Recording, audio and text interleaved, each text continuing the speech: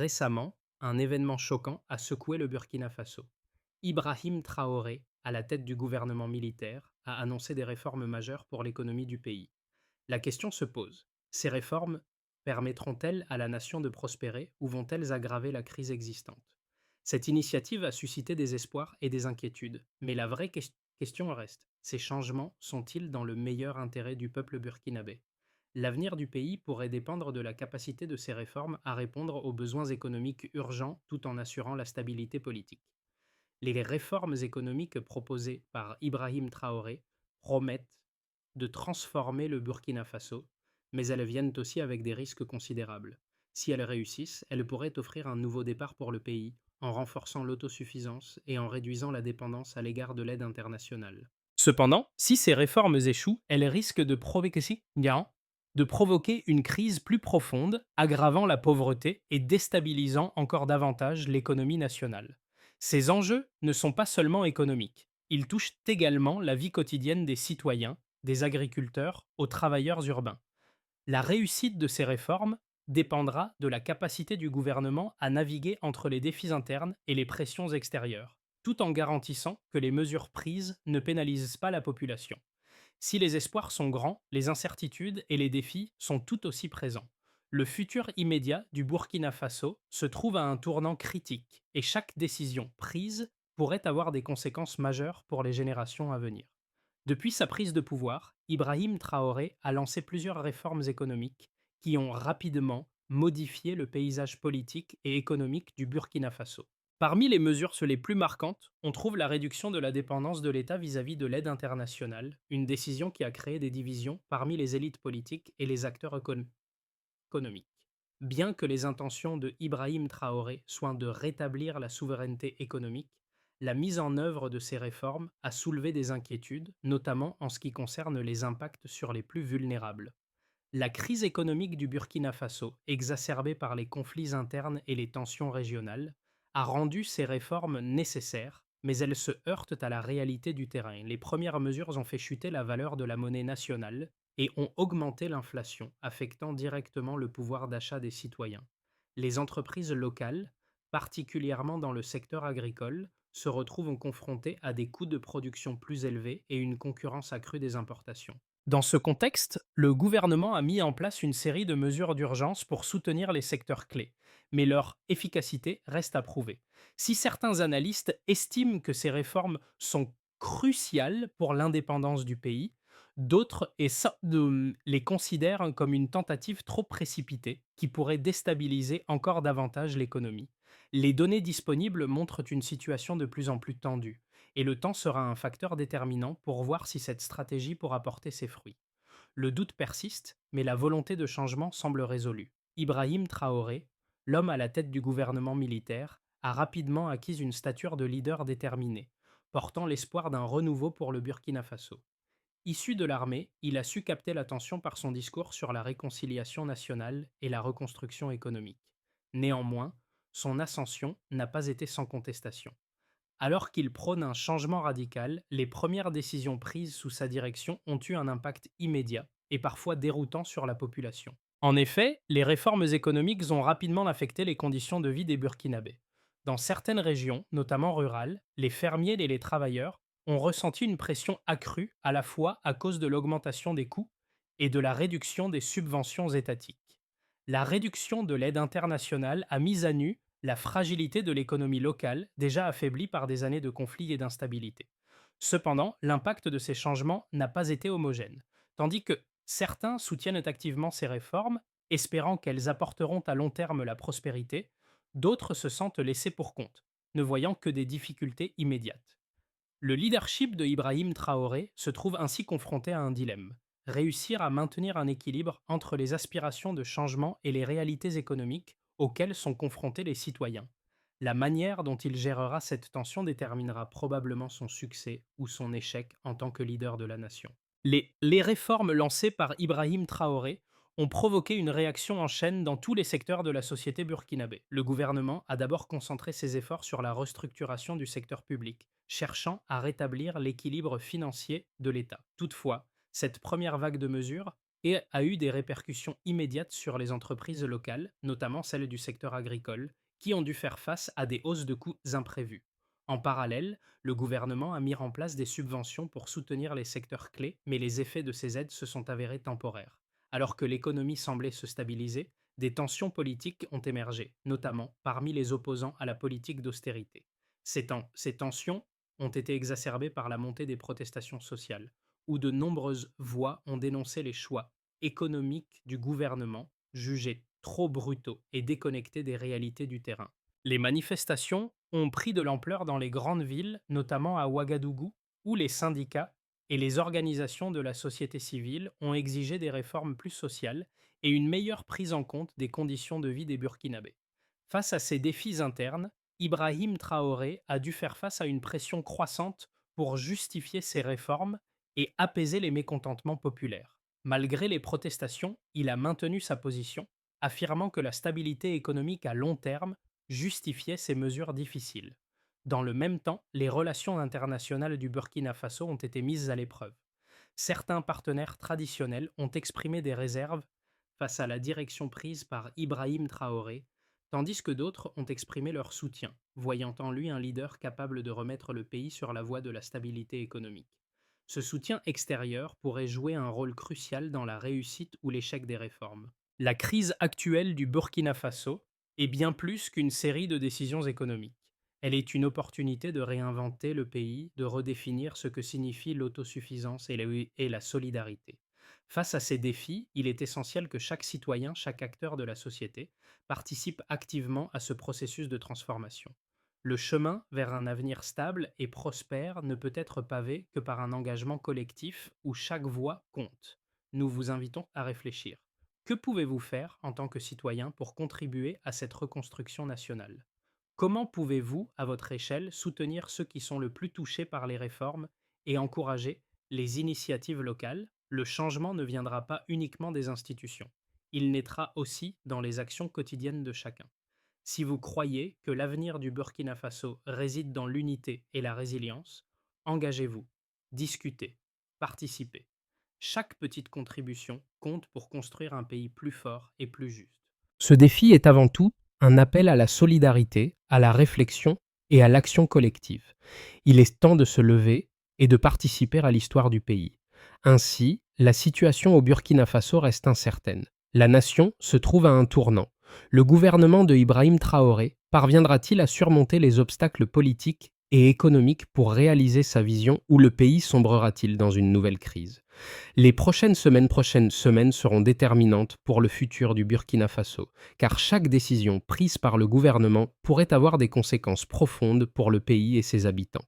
Le débat autour des réformes économiques d'Ibrahim Traoré s'intensifie, et deux positions s'opposent avec force. D'un côté, les partisans de la réforme soutiennent que les mesures prises sont non seulement nécessaires, mais également urgentes pour garantir l'indépendance économique du Burkina Faso. Selon eux, les sacrifices à court terme sont inévitables pour assurer la prospérité à long terme. Ils soulignent que la réduction de la dépendance à l'aide internationale et la promotion de l'autosuffisance seront bénéfiques pour le pays, notamment en permettant une croissance plus stable et durable. Ces réformes, selon eux, préparent le Burkina Faso à un avenir plus autonome, en rétablissant la confiance dans le système économique et en ouvrant la voie à des investissements futurs. Cependant, un groupe de critiques constitué de certains économistes et d'opposants politiques fait valoir que les réformes risquent de nuire davantage à la population déjà fragile. Ils estiment que les politiques économiques mises en œuvre par Ibrahim Traoré ne tiennent pas suffisamment compte des réalités sociales et économiques du pays. Selon eux, une approche plus graduelle aurait été préférable, permettant au Burkina Faso de s'adapter lentement aux nouvelles dynamiques économiques sans provoquer de choc inutile. Les critiques dénoncent l'austérité imposée par le gouvernement, qui, selon eux, exacerbe la pauvreté et augmente les inégalités. Ils prévoient même une crise sociale accrue si le gouvernement continue sur cette voie, sans une prise en compte adéquate des conditions de vie des citoyens les plus vulnérables. Ainsi, ces deux visions opposées représentent des enjeux cruciaux pour le pays. D'un côté, le gouvernement cherche à imposer une réforme radicale pour garantir l'autonomie et la prospérité de l'avenir. De l'autre, les critiques mettent en garde contre une approche trop brutale qui risquerait de déstabiliser le Burkina Faso sur le court terme. La question centrale demeure. Les sacrifices actuels en valent-ils la peine pour un avenir meilleur, ou bien la stratégie de Ibrahim Traoré est-elle trop risquée pour la population? Au cœur de cette crise, une révélation surprenante vient changer la dynamique de l'histoire. Alors que les réformes d'Ibrahim Traoré semblaient ne se diriger vers une impasse, un changement inattendu s'est produit. En dépit de la résistance croissante et des tensions internes, des signes de stabilisation ont émergé dans certaines régions du Burkina Faso. Les premiers résultats des réformes économiques, bien que loin de répondre aux attentes immédiates, montrent des améliorations progressives dans le secteur agricole. Paradoxalement, alors que la situation semblait de plus en plus tendue, certains districts ruraux ont vu leur rendement augmenter grâce à des ajustements dans les politiques agricoles et à une meilleure gestion des ressources locales. Cette situation contrastée soulève des questions essentielles. Le pays pourrait-il effectivement tirer profit de ces réformes sur le long terme? Ou bien, les défis actuels risquent-ils de miner les efforts de Ibrahim Traoré avant même qu'ils n'atteignent leur plein potentiel? Alors que le pays se trouve à un tournant décisif, cette révélation offre un moment de réflexion sur la manière dont le Burkina Faso pourrait, malgré tout, rebondir face à une crise profonde. Les réformes mises en place par Ibrahim Traoré ont commencé à se faire sentir dans différentes couches de la société burkinabé. Si certains secteurs ont vu une légère amélioration, d'autres subissent de plein fouet les effets des changements imposés. Dans les grandes villes, la classe moyenne souffre d'une inflation croissante, rendant les biens de consommation de plus en plus inaccessibles. La réduction des subventions et l'augmentation des taxes ont conduit à une augmentation des prix des produits de première nécessité, affectant particulièrement les familles les plus modestes. Dans les zones rurales, l'impact a été encore plus marqué. L'agriculture, qui est la principale source de revenus pour une grande partie de la population, a été gravement perturbée par l'augmentation des coûts de production. De nombreux agriculteurs, incapables de financer les nouvelles exigences imposées par le gouvernement, ont vu leurs récoltes se détériorer, menaçant la sécurité alimentaire dans plusieurs régions. Les infrastructures agricoles, fragilisées par les coupes budgétaires, ne peuvent ne plus soutenir les agriculteurs comme elles le faisaient auparavant, exacerbant ainsi la crise alimentaire. Cependant, l'une des conséquences les plus préoccupantes reste l'impact social de ces réformes. Les tensions politiques et sociales se sont intensifiées, avec des manifestations et des grèves qui ont secoué le pays. Les syndicats et les groupes de la société civile dénoncent la manière dont ces réformes ont été imposées sans consultation suffisante des citoyens. Les critiques s'intensifient, affirmant que les mesures prises ne sont pas adaptées aux réalités du terrain et ne tiennent pas compte des disparités économiques profondes existantes entre les différentes régions du pays. Pourtant, malgré ces difficultés apparentes, certaines zones du Burkina Faso montrent des signes de résilience. Dans des régions où des initiatives locales ont été mises en place pour soutenir l'agriculture et encourager l'innovation, les résultats commencent à se faire sentir positivement. Il est trop tôt pour dire si ces progrès seront suffisants pour inverser la tendance, mais ils offrent un espoir pour l'avenir. Le défi, cependant, reste de savoir si ces efforts isolés pourront se propager à l'ensemble du pays et apporter un changement réel et durable. Le temps, comme toujours, sera le juge de ces réformes et de leur capacité à transformer durablement le Burkina Faso. À mesure que les réformes économiques d'Ibrahim Traoré évoluent, il devient impératif de considérer les différents scénarios qui pourraient se dérouler au cours des 6 à 12 prochains mois. Le pays se trouve à un croisement et chaque direction présente ses propres défis et opportunités. Voici 3 scénarios possibles pour l'avenir immédiat du Burkina Faso. Le premier scénario, et sans doute le plus optimiste, prévoit que les réformes commenceront à porter leurs fruits. La stabilisation progressive de l'économie et les premières améliorations dans le secteur agricole permettront à la société burkinabé de surmonter les difficultés immédiates. Grâce à une meilleure gestion des ressources et à des ajustements dans les politiques agricoles, la production pourrait augmenter, réduisant ainsi la dépendance alimentaire et stimulant la croissance économique. Ce scénario suppose que le gouvernement parvienne à maintenir un équilibre délicat entre l'austérité nécessaire et les besoins sociaux urgents, tout en évitant une détérioration supplémentaire des conditions de vie de la population. Le deuxième scénario repose sur un ralentissement des réformes. Les tensions internes et la résistance croissante de la population pourraient amener le gouvernement à revoir ses politiques. Ce scénario impliquerait une pause dans les réformes économiques pour réévaluer leur impact et trouver des solutions plus adaptées à la situation actuelle. Une telle approche pourrait permettre d'éviter une crise sociale plus profonde, mais elle risquerait de prolonger les problèmes économiques du pays. L'inquiétude résiderait dans la capacité du gouvernement à ajuster sa stratégie sans perdre le soutien des acteurs internationaux et des secteurs clés de l'économie. Le troisième scénario, plus sombre, envisage un échec progressif des réformes. Si les tensions sociales et économiques continuent de s'aggraver, le pays pourrait être confronté à une crise profonde, marquée par des manifestations plus violentes et une instabilité accrue. L'inflation galopante, les pénuries alimentaires et l'incapacité à stabiliser les prix pourraient conduire à une chute de la popularité de Ibrahim Traoré et à une dégradation de la confiance internationale. Ce scénario entraînerait une exacerbation des inégalités et un accroissement des troubles sociaux, rendant difficile la mise en œuvre de réformes à long terme. Chacun de ces scénarios comporte des risques et des avantages potentiels. La direction que prendra le Burkina Faso dépendra des choix du gouvernement, de sa capacité à ajuster ses politiques en fonction de l'évolution des circonstances et, surtout, de sa capacité à répondre aux aspirations d'un peuple fatigué de l'instabilité. Les réformes en cours au Burkina Faso ont un impact direct sur les vies quotidiennes des citoyens, et il est essentiel de se demander comment ces changements affectent réellement la population. Pour ceux qui vivent dans les zones rurales, la situation est particulièrement difficile. La hausse des prix, la baisse des subventions agricoles et la pression accrue sur les ressources locales rendent la vie plus dure pour de nombreuses familles. Les agriculteurs, qui étaient déjà en difficulté avant les réformes, sont désormais confrontés à des défis encore plus grands, avec des rendements en baisse et un accès limité aux ressources de base. Dans les grandes villes, les effets sont également visibles. La classe moyenne, qui avait espéré un avenir meilleur sous les nouvelles réformes, se retrouve également en difficulté. Les prix des biens de consommation augmentent, l'inflation érode le pouvoir d'achat et de nombreux ménages sont contraints de réajuster leur budget pour faire face aux hausses de coûts. Cependant, une certaine résilience se manifeste parmi les Burkinabés. De nombreuses initiatives locales, qu'elles soient communautaires ou individuelles, montrent que malgré les difficultés, il existe une volonté de s'adapter et de chercher des solutions pour traverser cette période difficile.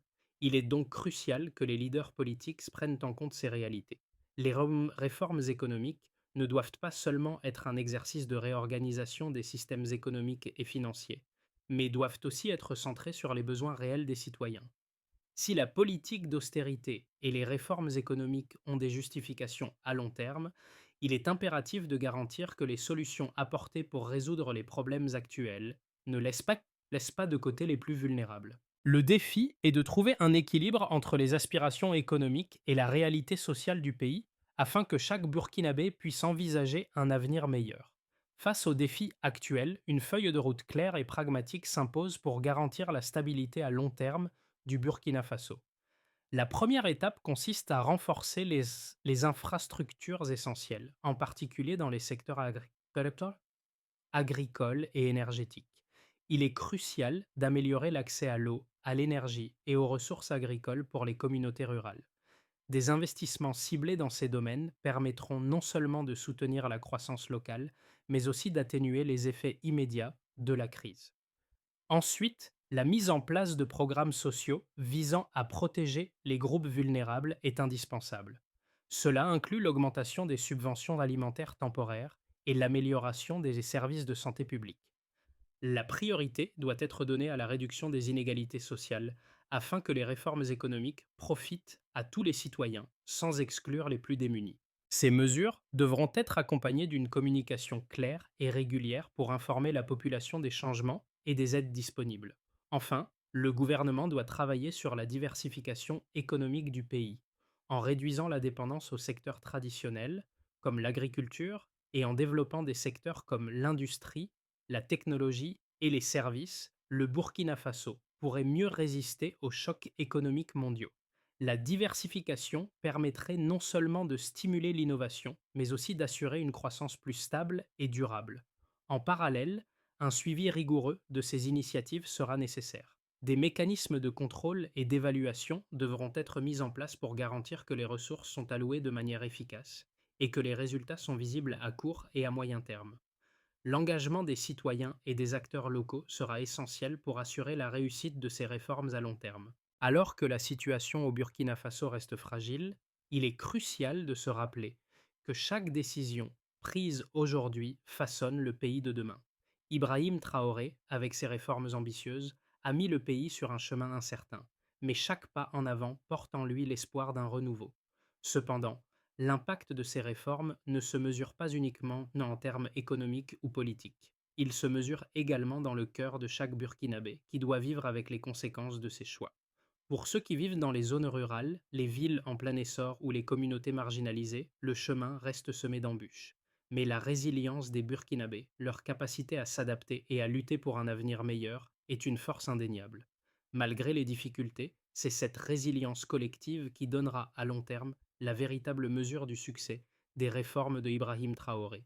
Le futur du Burkina Faso ne dépend pas seulement des décisions politiques, mais aussi de la manière dont chaque citoyen vivra cette transformation. Ce n'est pas une histoire de chiffres ou de réformes abstraites, mais une histoire de vies humaines, de communautés qui se battent pour leur avenir. Le Burkina Faso, dans sa quête de stabilité, doit trouver l'équilibre entre la douleur du changement et l'espoir qu'il peut apporter.